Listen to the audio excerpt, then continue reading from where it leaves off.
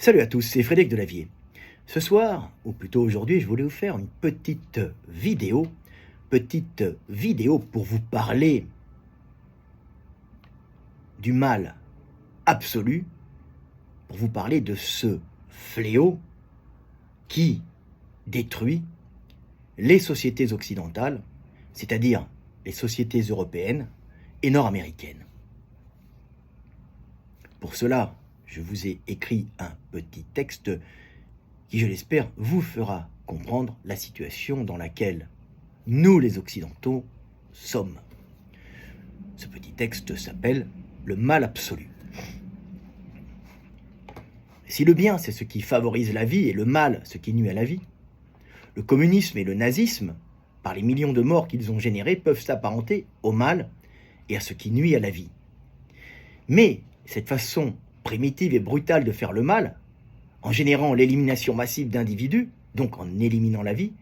n'est rien en comparaison avec le wokisme, qui plus subtilement, sous couvert de liberté, fait passer la natalité et la continuation des générations comme une chose secondaire, voire obsolète, l'opposant à la liberté individuelle d'être ce que l'on désire être, de pouvoir choisir son sexe et son orientation sexuelle comme bon nous semble, faisant passer la reproduction humaine au second rang comme une chose non essentielle. Opposant, sous couvert de libération individuelle, les femmes aux hommes,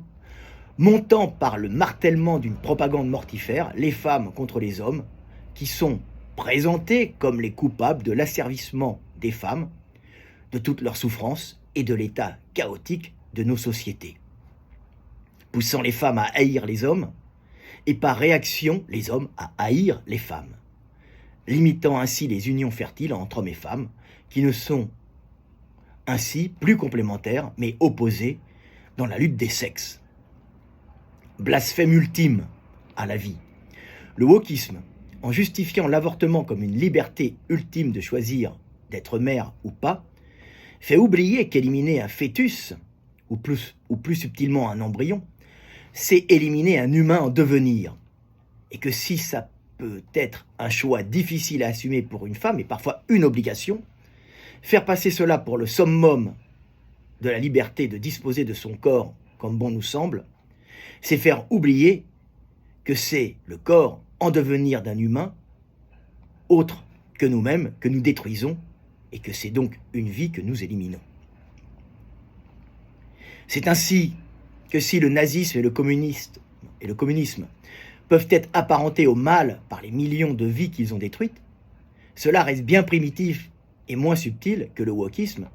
qui peut, d'une certaine façon, être assimilé au mal absolu. Car si le wokisme ne tue pas les gens, il les empêche tout simplement de naître, éliminant la vie avant même que celle-ci n'éclose. Là est le mal absolu, qui a compris que pour éliminer efficacement la vie, il ne fallait pas la tuer, mais tout simplement l'empêcher de naître. Voilà, petite vidéo qui peut paraître pessimiste, mais qui, en vérité, est une vidéo pleine d'espoir, parce que si l'Occident ne se reproduit plus et est atteint de ce mal absolu que l'on peut appeler le wokisme, nous sommes heureusement submergés par des vagues de migrants venus principalement du Sud, qui eux n'ont pas été touchés par ce virus mortifère et qui savent que la vie est ce qu'il y a de plus fondamental et que vivre et se reproduire, c'est la base de la continuation de l'humanité. Voilà, c'était Fred Delavier, petite vidéo du soir espoir, et n'oubliez pas que la vie toujours triomphe et que qu'importe les peuples qui continueront à se reproduire, la vie continuera et l'humanité aussi, et ceux qui ne veulent pas se reproduire, eh bien qu'ils ne se reproduisent pas, ça laissera de la place pour les autres. Je vous aime et paix sur terre mes frères et sœurs.